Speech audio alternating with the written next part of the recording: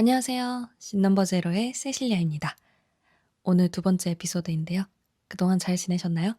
저는 첫 방송을 한 이후에 유튜브와 인스타, 브런치, 스푼 여러 채널 브랜딩 오픈을 준비하느라 눈코 뜰 새 없었습니다. 아직 어떤 앱으로 어떤 워크플로우를 해야 할지 잘 정하지를 못해서 무료 체험판도 괜찮다는 거 이것저것 시도하다 보니까 은근히 시간을 많이 잡아먹더라고요. 여전히 편집할 게 많아 가지고 시간이 없었는데 오늘 그래도 2 시간 만에 대본을 완성하고 녹화를 할 수 있었거든요. 그 이유가 바로 오늘 낭독할 책이 제가 만든 책이기 때문이죠. 이미 2달 동안 열심히 썼기 때문에 내용을 다 알고 있어서 읽을 부분을 고르는 데 시간이 크게 들지 않았고 바로 대본을 쓰고 지금 녹화를 하고 있습니다. 저번 주 영화를 기점으로 오늘 대망의 1화를 시작하는데요. 앞으로 다른 사람들 작품을 많이 분석하고 떠들어대고 꺼드럭대고 할 텐데 "너 뭐 됨?" 이렇게 생각하시는 분도 있을 수 있잖아요. 저도 그래서 '잔뼈가 꽤나 굵은 놈이다.'라는 것을 알리고 남의 작품을 해제하기 전에 '내 작품은 내가 먼저 깐다.'라는 마음으로 과감하게 1화를 제가 쓴 신간책으로 준비해 봤습니다. 제목은 어쩌면 당신의 이야기 2025 단편 모음집 2 인데요. 2니까 1이 있겠죠. 1은 바로 요겁니다. 어쩌면 당신의 이야기 2022라고 제목에서도 알 수 있듯이 2022년 가을에 생애 처음으로 책을 냈었는데요. 이때는 제가 어도비 인디자인도 처음 써 봤고 디자인 회사 다니는 오빠한테 하루 밥 사주고 강습도 받고 독립서적 만들기 모임도 나가고 아름아름 겨우겨우 어찌저찌 만들었는데 이번에는 당시의 템플릿과 자료가 다 세이브되어 있어서 그래도 비교적 수월하게 만들었습니다. 재작년에 사실 내려다가 이전 화에서도 말씀드렸다시피 그때 번아웃이 좀 세게 와서 글을 못 쓰겠더라고요. 다행히 3-4년 전에 단편을 여러 편을 써 놔서 나중에 실사 제작 전에 혹시나 유출 위험이 있거나 할까 봐 ISBN으로 보호를 할 겸 독립서적을 냈고 한 권을 내고 보니까 3부작까지 낼 수 있겠다 싶더라고요.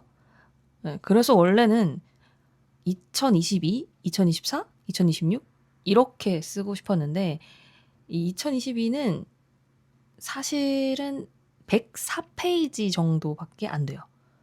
2편은 이제 좀 더 욕심이 생겨서 150, 160페이지 정도 나오게 쓰고 싶더라고요. 보면 이렇게 세나카도 얇아요. 책들이 너무 얇아서 좀 두꺼우면 좋겠다 싶더라고요. 근데 그러려면 한 편 정도 새 글을 추가해야 됐는데 그게 잘 안 써지더라고요, 작년에는. 그래도 이 챗GPT랑 아이디어 회의도 하다가 SF 드라마 초안이 나오긴 했어요. 그게 또 괜찮았어. 근데 그 SF 작품은 딱 봐도 양이 넘칠 것 같아. 이게 그걸 여기다가 쓰면 200페이지가 넘을 것 같은 거예요. 그래서 그거는 마지막 3탄으로 돌리기로 하고 일단 150페이지 정도가 나올 만한 것끼리 묶어보자. 그리고 결정을 하자. 그래서 2편에 낼 단편들을 고르고 있었어요. 3편을 고르고 나서 2022 버전에 썼던 것들도 괜히 다시 한번 파일을 열어서 보고 확인을 해봤거든요. 1탄 같은 경우는 희곡 하나, 시나리오 하나, 단편 소설 하나 이렇게 총 3편으로 구성이 되어 있어요. 여기서 단편 소설 맞은편 어딘가가 하나 있는데 이걸 이제 시나리오화를 해야 된다 생각만 하고 미루고 있었거든요. 그래, 이걸 지금 하자. 그렇게 이제 이 1편의 단편 소설 맞은편 어딘가에 시나리오화된 단편이 여기에도 이제 마지막으로 추가가 됩니다. 네, 이렇게. 그래서 이 이제 2022 말고 오늘 소개할 어쩌면 당신의 이야기 2025는 총 4편의 시나리오로 구성이 되어 있습니다. 한번 차례를 볼까요? 제 책이니까.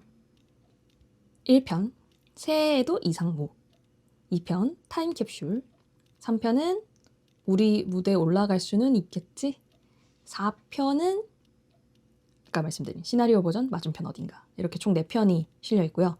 1편 새해에도 이상무 같은 경우는 실제로 제가 어렸을 때 명절에 있었던 할아버지와 외삼촌이 이제 산속 문제를 다룬 뉴스 기사 때문에 두 분이 약간 싸워요. 싸웠다기보다도 할아버지가 일방적으로 삐졌어요. 그래서 할아버지가 그 다음날 가출을 하셨는데 그 일화를 할아버지의 시선에서 담아본 단편이고요. 저희 집은 웃긴 게 나중에 한번 얘기할 일이 있겠지만 저희 집은 어른들이 자꾸 가출을 하시는 거예요. 애들은 가만히 있고 말 안 듣고 좀 짜증난다 싶으면 어른들이 가출을 하시는. 그것도 나중에 뭐 가족 드라마나 이런 거 할 때 에피소드로 풀게요. 아무튼 일화는 그 할아버지의 시선에서 담아본 단편이 되겠고요.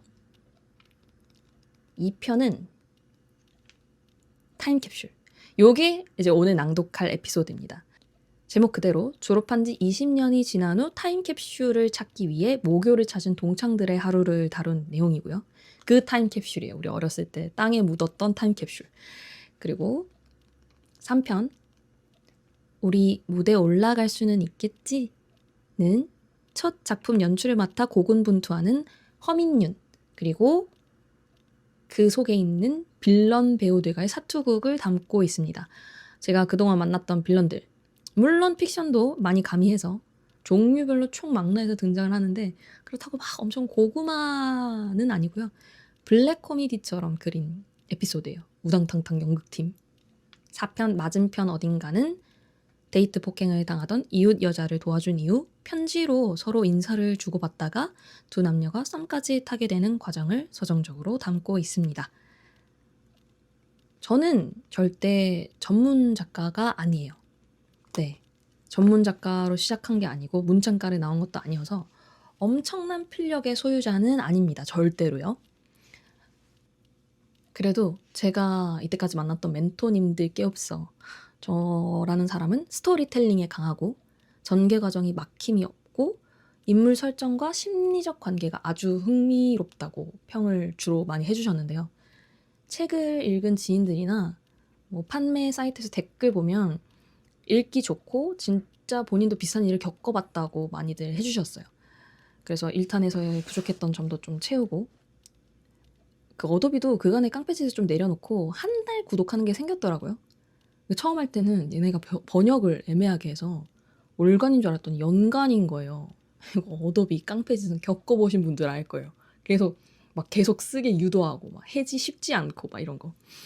그래서 1탄 만들 때는 잘못 구독해서 위약금 물고 장난 아니었는데 이번에는 이제 그런 실수 없이 인디자인도 또 축약키도 이제 좀 외워가지고 잘 활용을 해서 시간도 엄청 단축했고, 표지도 보면 제가 표지 디자인 할 줄 몰라서 그냥 이렇게 심플하게 냈거든요. 독립서적이 또 이런 맛이 있대요. 근데 이번에는 책 날개 안 하는 대신에 좀 두꺼운 거 쓰고 기도리하고 이거 재미나이로 뽑았거든요. 그냥 색깔 요거 섞어서 그라데이션 좀 예쁜 표지 해줘 이렇게 했더니 이렇게 나왔어요. 그래서 오늘 세팅도 이렇게 그린티 라떼에 벚꽃 모나카, 그래서 좀 제 책 표지와 똑같이 핑크와 그린으로 꾸며본 거거든요. 출간된 지 3개월이 채 안 된 따끈따끈한 신간이라 채널 브랜드 오픈과 함께 아예 1화에서 제 책의 한 에피소드를 1인 다역 낭독을 해보려고 합니다. 뭐 제가 쓴 책이기 때문에 저작권 걱정 없이 뭐 중간에 끊는 거 없이 시원하게 두 번째 에피소드인 타임캡슐 한번 낭독을 쭉 해보려고 하는데요. 이게 길이감도 적당하고 여자 하나 남자 둘 뭐 거기에 지문 하면 총 1인 사역이라서 읽기가 딱 적당해 보여서 셀렉을 했습니다. 본문 들어가기 전에 인물 소개를 먼저 할게요. 실제 책도 이렇게 보시면 에피소드 본격적으로 시작하기 전에 로그라인, 시놉시스, 인물 소개 이렇게 실려 있어요. 자, 로그라인. 찬란했던 나의 어린 시절은 언제 이렇게 쏜살같이 지나간 걸까? 타임캡슐이라는 매개체를 통해 어린 시절 친구들과 재회하고 20년 전의 추억을 돌아보는 하루를 그린 작품. 시놉시스. 2002 한일 월드컵 때 초등학생 시절을 보낸 세 사람.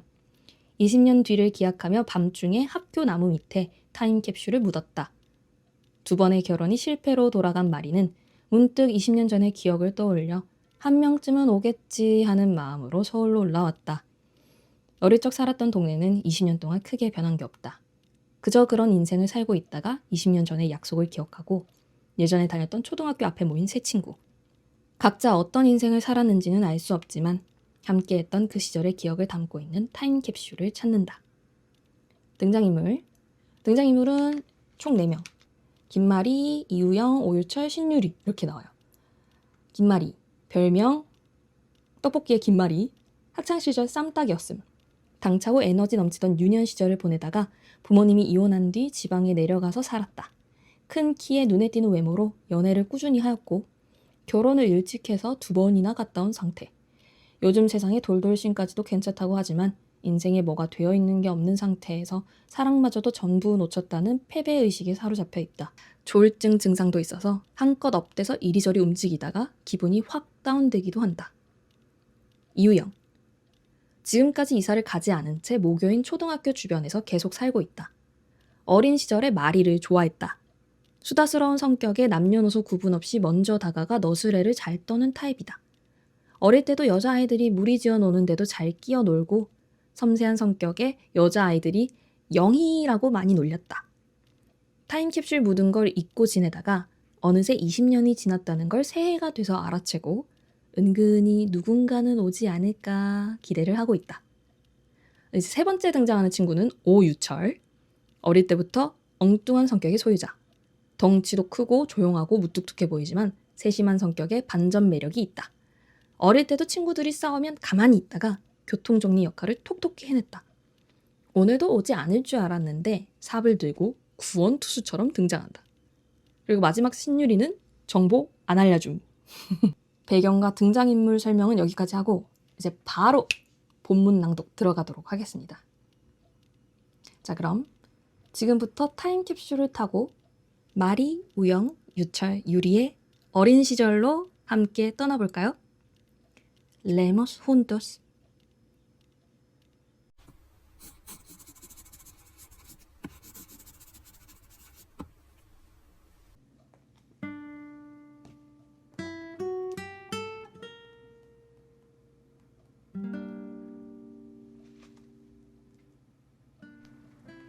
씬 넘버 1. 동네 일대. 화면 블랙 상태에서 차 소리와 주변 소음들이 먼저 들리고 서서히 페이드인.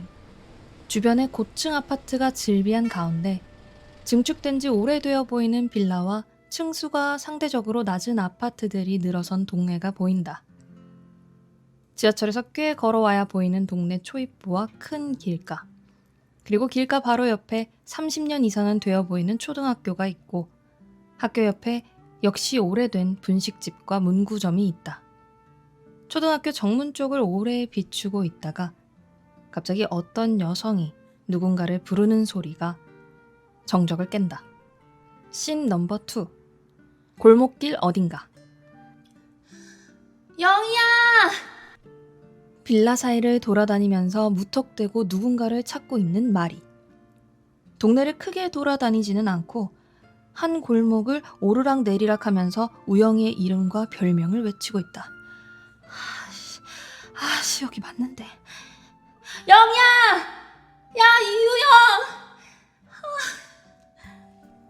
한낮의 점심시간이라서 주변이 시끄러운 상태라 눈치 보는 것도 없이 보는 사람에 따라서는 다소 절박해 보일 정도로 계속 이름을 외치는 말이. 찾는 사람이 없는 것 같아 골목을 내려가려고 하는데 3층 높이 정도에서 창문이 하나 드르륵 열리더니 누군가가 대답한다. 야, 내가 영이라고 부르지 말랬지. 씬 넘버 3. 초등학교 정문 1. 우영과 마리는 닫혀있는 정문 앞에 팔짱을 끼고 나란히 서서 나름 진지한 표정으로 정면을 응시하고 있다. 어릴 때보다 키가 훨씬 커져 정문 너머 운동장이 잘 보인다. 두 사람의 뒷모습과 학교 정문, 전경이 같이 보인다. 두 사람은 학교를 빤히 바라보며 대화를 한다. 어떻게 들어가지? 학교에 전화라도 했어야지. 예나 지금이나 무대번호 여전하구만. 생각할 겨를이 없었어. 나도 어젯밤에 큰맘 먹고 온 거야. 그리고 나도 이사 가서 없으면 어쩌려고 그랬냐? 몰라? 너는 왠지 계속 있을 것 같았어. 다른 애들은 몰라도. 올 사람 더 없어? 그게 아주 크게 말이 배에서 꼬르륵 소리가 난다. 서로 마주보는 두 사람. 조금 민망한 마리는 멋쩍게 웃는다. 씬 넘버 4. 분식집. 학교 근처. 몇십 년이 지난 지금도 장사를 하고 있는 오래된 분식집. 간단하게 먹는 중이라 마리와 우영은 나란히 서서 어묵과 떡볶이를 먹고 있다. 마리는 먹는 데 집중하고 있고 우영은 점심을 이미 먹고 나온 터라 어묵 한 개를 천천히 먹으면서 마리를 유심히 지켜보고 있다. 20년 만에 보니 어색하기도 하고 궁금하기도 하다. 야, 김마리. 떡볶이랑 김마리는 안 먹냐? 너도 아자 다 됐다. 아니다. 아직 애 같은 건가? 야. 요새 평균 기대 수명이 얼마나 늘어났는데 기나긴 인생 유치하게라도 살아야지. 우영아, 우리 이렇게 둘만 오는 거 아니겠지? 왜? 어? 뭐 둘이서만 있으면 또 어때서? 지랄. 야, 근데 평일인데 시간이 어떻게 났어? 아직 결혼 안 했나 보네? 아, 갔다 왔어? 아, 한 번 갔었구나. 2번. 우영은 괜히 질문했나 싶어 난색을 표하고 조금 어색해지는 가운데 두 사람 뒤를 빠른 걸음으로 지나가는 웬 키 큰 남자. 그냥 지나가는 줄 알았는데 잠시 후 가던 길을 다시 돌아와 두 사람에게서 몇 발자국 떨어져 두 사람의 뒷모습과 얼굴을 확인하더니 두 사람 사이에 선다. 먹고 있다 인기척에 살짝 돌아보는 우영. 남자의 독특한 차림이 웃겼는지 사례가 들려 콜록 그 소리에 마리가 돌아본다. 영희야, 철이 왔다. 씬 넘버 5. 초등학교 정문 2. 씬 넘버 3의 정문에 다시 온 세 사람. 마리와 우영은 아까 전과 같은 구도로 서서 팔짱을 끼고 굳게 닫힌 정문을 뚫어져라 바라보고만 있다. 유철은 어디서 챙겨온 건지 삽을 어깨에 둘러매고 두 사람 사이에 서 있다. 그냥 들어가도 되나? 어느 나무였는지 기억은 나? 기억은 나는데... 그나저나 유철이, 너는 어떻게 기억하고 왔냐? 마리가 페메로. 페메? 그게 뭐야? 페이스북 메시지. 페이스북. 너도 아재 다 됐다. 야, 내 말이. 야, 근데 안 되겠다. 애들 학교 시간까지 기다리기도 애매하고. 맞다. 개구멍. 아직 있으려나 그거? 씬 넘버 6. 학교 측면. 담벼락 또는 울타리. 우영과 유철은 일단 따라가긴 하지만 마리만큼 적극적으로 보이지는 않는다. 마리는 빠른 걸음으로 학교 측면 울타리를 뒤져본다. 야, 이렇게까지 한다고? 이렇게까지 해야 돼. 한참 둘러보고 있는데 시크하게 툭 한마디 던지는 유철. 여긴 것 같은데. 자세히 들여다보니 뭔가 다른 곳보다는 틈이 넓다. 들어가려고 애써보는 마리. 팔 하나 겨우 들어간다. 야, 여기 이렇게 좁았냐? 야, 둘 다 엎드려봐. 엎드려 봐. 칼을 뽑았으면 무라도 썰어야 할 거 아니야. 그 칼 내가 꺼낸 적은 없는 것 같은데. 마리. 우영의 멱살을 잡고 끌고 와서 어깨를 꾹꾹 누르며 무릎을 꿇게 만든다. 그리고 유철에게도 이리로 오라는 듯 턱짓을 하는데 의외로 순순히 삽을 내려놓고 받침대 역할을 해주는 유철. 역시 우리 유철이가 말은 참 잘 들어. 마리는 가볍게 발목을 푸는 등 준비 운동을 살짝 하더니 신발을 벗고 두 사람을 밟고 울타리를 겨우겨우 넘어간다. 귀찮아하면서도 마리가 잘 넘어갈 수 있게끔 다리나 손을 잡아주고 도와주는 친구들. 씬 넘버 7. 학교 운동장 화단. 드디어 학교 내부로의 잠입을 성공한 세 사람. 다행히 운동장 수업이 없는 시간인 듯하다. 화단 위치는 기억하는데 어떤 나무였는지 가물가물하다. 일단 나는 여기까진 기억하거든. 여기 3개 중에 하나겠지 뭐. 지금 무단으로 들어왔는데 다 파볼 수도 없잖아. 일단 이 화단은 맞으니까 그때 뭐 표식 남겨둔 것도 없나? 이게 무슨 사랑의 나무도 아니고 그 나이에 칼로 뭐 나무 밑동에 하트라도 새겼을까봐? 근데 우리 왜 속삭여? 경비 아저씨 지나가실까봐. 시끄러우면 파보기도 전에 쫓겨날 수도 있으니까. 근데 이러고 있을 시간에 하나라도 더 파는 게 낫지 않을까? 그때 뒤에서 깡! 하고 소리가 들린다. 유철이는 둘의 이야기에 끼지 않고 이미 열심히 파고 있었다. 야야야야야야야. 쉬, 아저씨 오실라. 시간의 경과. 다행히 아무도 오지 않았다. 구멍을 여러 개 팠는데도 아직 나오지 않았다. 종례 시간도 끝났는지 아이들이 우르르 내려오는 소리가 들린다. 한 번만 더 파보자. 여기 맞아. 마리가 유철이에게서 삽을 받아들고 한 번 더 파본다. 우영이와 유철이는 그늘진 화단 연석에 앉아서 오후 햇살을 피하고 있다. 모두가 포기하려고 하는 그때 무언가 걸리는 소리가 난다. 우영이가 달려와서 마리에게서 삽을 건네받아 능숙하게 삽질을 한다. 드디어 보이는 로켓 모양 비스름한 케이스. 야, 꺼내봐. 우영이가 삽을 내려놓고 캡슐을 꺼내든다. 이제는 세 사람 모두 기대에 찬 모습이다. 3명이 둥글게 서서 캡슐 뚜껑을 쳐다보고 있다. 연다? 잠깐만. 왜? 빨리 확인하고 술이나 마시러 가자. 나 손 떨려. 오케이, 열자. 마리가 대신 해달라는 듯 유철이를 한번 쳐다보자 대답도 하지 않고 그냥 바로 뚜껑을 열어젖히는 유철. 그러나 캡슐 안에는 아무것도 보이지 않고 쪽지 하나만 덩그러니 놓여있다.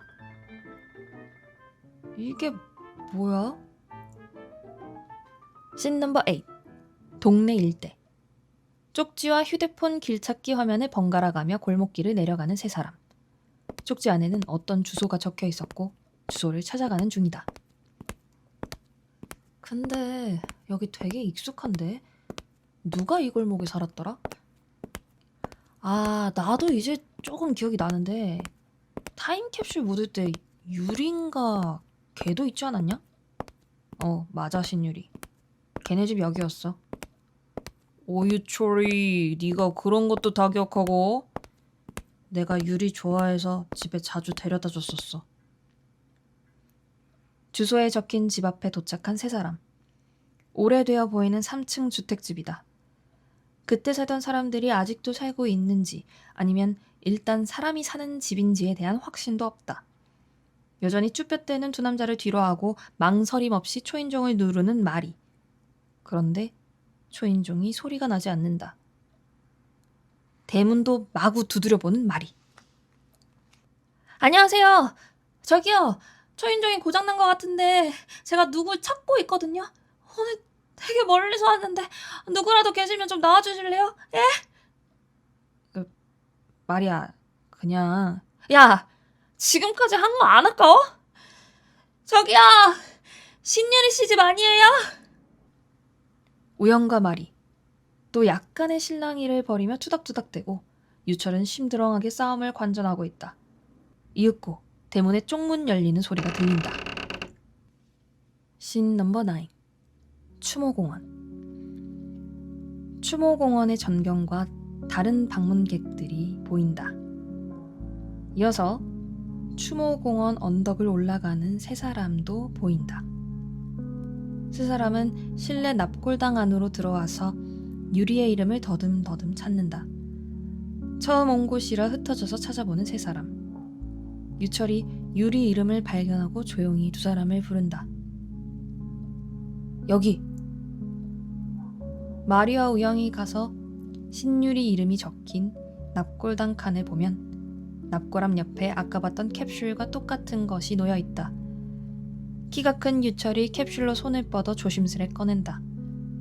뚜껑을 열어보니 옛날에 넣어뒀던 물품이 다 들어있다.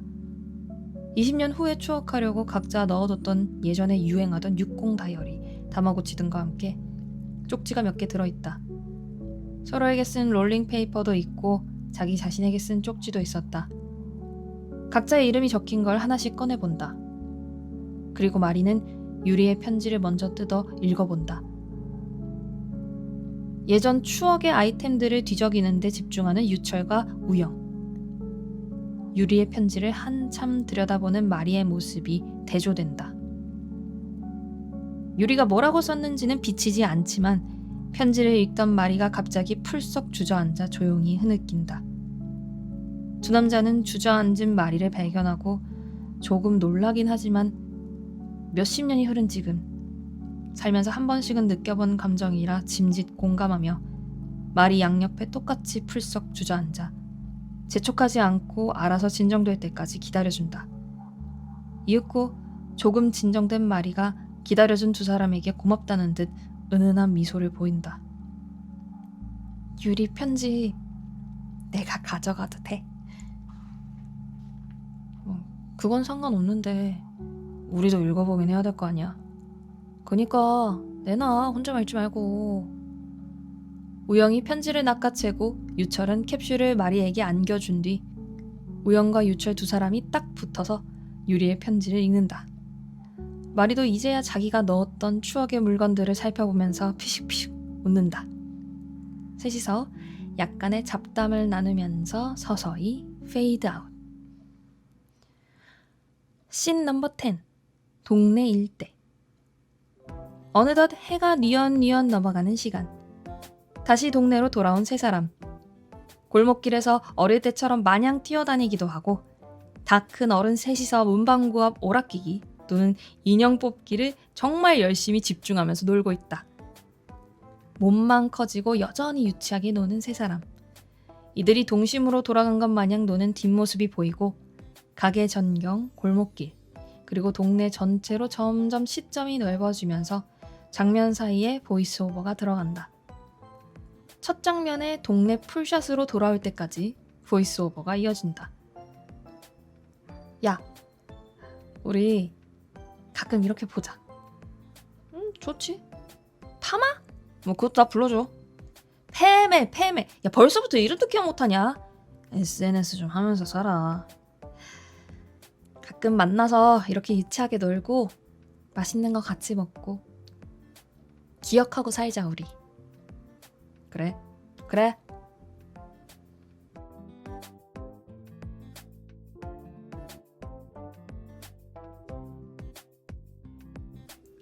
어쩌면 당신의 이야기 2025의 두 번째 에피소드인 타임캡슐 통으로 읽고 왔습니다.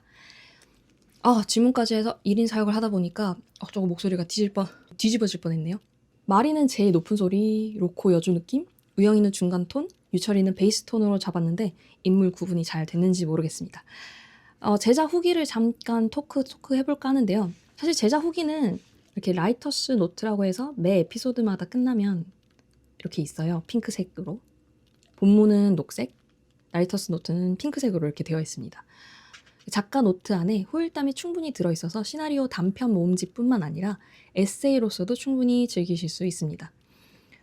이 타임캡슐 에피소드를 쓰게 된 계기를 먼저 썰풀이를 하면 좋을 것 같은데 여기도 자세히 나와 있긴 하지만 때는 4년 전에 제가 영화제 공모를 준비를 하는 중이었어요. 총 3편을 다 쓰고 그중에 투표로 정하자고 회의에서 결정이 났거든요. 그래서 2편은 썼어. 근데 마지막 한 편은 어떻게 할까? 뭘 쓸까 고민하다가 고향에 이제 친구 결혼식을 갔어요. 그때가 5월이었는데 결혼식에서 오랜만에 만난 초등학교 동창이자 교회 친구가 자기 다음 달에 목요일을 가야 할지 말지 고민 중이라는 거예요. 갑자기 웬 초등학교 이랬는데 타임캡슐 묻은 거 파러 가야 된다는 거예요. 2002 한일 월드컵 때 진짜로 타임캡슐을 묻고 20년 뒤에 대한민국이 월드컵 첫 승을 거둔 날짜에 보기로 했다 약속을 했다는 거예요. 그것도 남자애 5명이서. 자기도 잊고 지내다가 올해 연초되니까 갑자기 생각이 났는데 궁금하긴 한데 또 자기 혼자만 가는 거 아닐까 고민을 하는 거예요. 근데 이 이야기를 듣다가 저도 번뜩 아이디어가 떠올라서 그래, 타임캡슐을 찾으러 온 초등학교 동창 이야기를 쓰자. 이걸 한참 쓰는 와중에 글쓰기 모임 사람들이랑 되게 친해져서 금요일 밤에 파티룸에서 막 밤샘 파티를 했었거든요. 이제 이거저거 얘기하다 보니까 아, 나 이런 글 쓰고 있다. 그랬더니 제 연장자였던 오라버니가 나 아직도 중학교 동창들이랑 하는데? 이러는 거예요. 5년에 한 번씩 그것도. 또 고향이 어디 충청도라 그랬나? 그래서 혹시나 폐교가 될 수도 있으니까 학교 안은 출입이 안 될 수도 있어서 학교 근처에 야산에다가 엄청 질기고 두꺼운 김장 봉투 같은 거 있잖아요. 그런 이제 두꺼운 PVC 봉투에다가 편지랑 추억할 물건을 넣어서 묻어놓고 나중에 한 3번째 할 때는 혹시나 위치 까먹으실까봐 GPS 칩도 넣었다 하더라고요. 처음에 꺼낼 때는 플립폰 같은 거 넣어놨어서 완전 추억여행 신기했고 2번째 회차부터는 자신에게 보내는 편지 대신에 5개년 계획을 써서 넣으셨대요. 그래서 5년 뒤에 꺼내보고 어느 정도 리스트를 성취를 했는지 인생 중간 점검도 해보셨다고 이렇게 이야기 발단은 충분히 짜여졌고 등장인물은 한 3, 4명만 해야겠다 생각이 들었고 이제 주인공이 무슨 이유로 지방에서 서울까지 왔을까를 고민을 했었어요.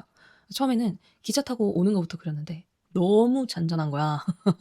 그래서 고민을 하다가 초등학교 때 나 뭐 했지? 막 추억 여행을 한 거야. 제가 어릴 때 동신 아파트에 살았어요. 아시죠? 동신, 동부, 대동, 뭐 주공 아파트. 이게 옛날 아파트 단지가 꽤 커요. 동도 여러 개고 안에 뭐 테니스장, 롤러스케이트장, 놀이터 다 있었거든요. 근데 이제 놀이터 근처에 사는 2층에 사는 친구가 있었어요. 하루는 배드민턴 치려고 모였는데 한 명이 갑자기 직전에 취소를 해서 홀수가 된 거예요. 2대2 시합을 해야 되는데. 그래서 2층에 사는 친구한테 육성으로 불렀어요. 야, 누구야 나와 이랬는데 걔가 좀 별명 부자였거든요. 걔가 좀 싫어하는 별명으로 불렀어요. 혹시나 안 나올까봐 싫어하는 별명으로 불렀더니 베란다 문이 툭 열리더니 아, 나갈게 그만 불러라 이러고 친구가 바로 나와서 같이 배드민턴 치고 옛날에는 아파트에 살아도 그런 게 가능했죠. 좀 크게 소리치고 이래도 상관없었고 막 갑자기 기억이 되살아나는 거예요. 그래서 이거다. 온 골목을 뒤지면서 등장하자. 이렇게 해서 오프닝 씬이 나왔습니다. 여러분한테 질문 하나 드려볼게요. 제가 모임에 가서 합평할 때 평이 갈라졌던 구간이 하나 있어요. 납골당에 가서 유리의 편지 읽는 씬 있잖아요. 거기에 회상이나 유리의 내레이션이 들어갔으면 좋았겠다라는 의견과 오히려 없어서 상상하게 해서 좋았다. 너무 심파로 몰아가지 않아서 좋았다라는 의견이 반반이었어요, 진짜. 어린 시절 회상씬 넣을 수도 있거든요. 근데 제가 이제 어린 시절로 돌아갈 수 없는 아직 완전한 어른이 되지 못한 30대 중후반을 표현하는 게 제 이 글의 목표였어요. 그래서 마지막에도 애어른같이 노는 모습 많이 부각시키려고 했고 그리고 또 제가 지나친 심파를 안 좋아해요. 울더라도 우는 뒷모습을 잡는다든지 제가 이렇게 말하는 걸 좋아하지만 작품 찍을 때는 엄청 정제해서 특히 감정씬에서는 최대한 말을 아끼는 편이에요.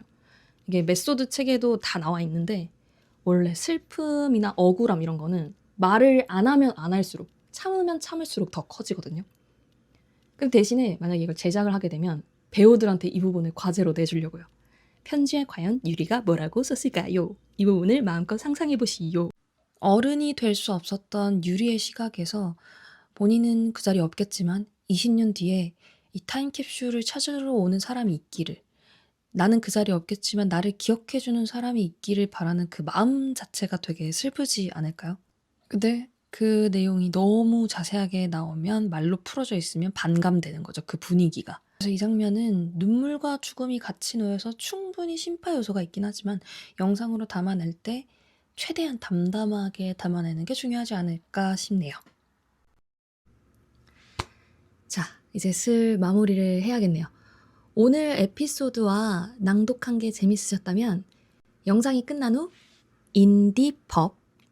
인디펍에서 어쩌면 당신의 이야기 2025를 검색해보세요. 2022 버전은 교보문고, 예스24, 알라딘, 리디북스 등에서 실물책과 함께 이북도 구매가 가능합니다. 윌라 밀리의 서재 리디북스 교보문고에서는 오디오북도 구매 및 대여가 가능해요. 특히 이 대여는 커피 한 잔 값밖에 안 되니까 많은 관심 부탁드립니다. 또 이 오디오북은 저 혼자가 아니라 저희 낭독 채널처럼 저 혼자서 북치고 장구치고 한 게 아니라 매력적인 보이스의 배우들과 함께 퀄리티 있게 만들었으니까 음향 감독, 음악 감독님도 해가지고 독립서적의 퀄리티를 넘어선 레벨이거든요. 네, 많은 관심 부탁드립니다. 자세한 링크는 지금 링크가 많기 때문에 더보기란에 보시면 바로 연결되게 제가 다 걸어놨으니까 참고해주세요. 아직 밀린 브이로그가 많아서 좀 정신이 없는데 그래도 이번 회차를 준비하면서 워크플로우가 잡혀가고 있어서 좀 더 앞으로 속도감 있게 준비할 수 있을 것 같네요. 오늘 함께 나눈 새 친구의 이야기 어떠셨나요? 흙 속에 묻어둔 건 낡은 물건들이었지만 사실 우리가 정말 꺼내보고 싶었던 건 그때 순수했던 우리가 아니었을까 싶습니다. 여러분의 마음속엔 어떤 타임캡슐이 묻혀있나요? 가끔은 그 추억들을 꺼내어 보는 것도 좋지만 저는 오늘 여러분께 이 말을 꼭 해드리고 싶어요. 꼭 열심히 할 필요는 없다고요. 그저 오늘 하루를 무사히 살아낸 것만으로도 충분합니다. 아주 조금씩 여러분만의 속도로 나아가면 되니까요. 타임캡슐 속의 어린 내가 오늘을 사는 나를 봤을 때 참 고생 많았다고 웃으며 안아줄 수 있는 하루가 되길 바랍니다. 저는 2주 뒤 더 빛나는 이야기의 조각들로 다시 만날게요. 그러면 아스탈루고!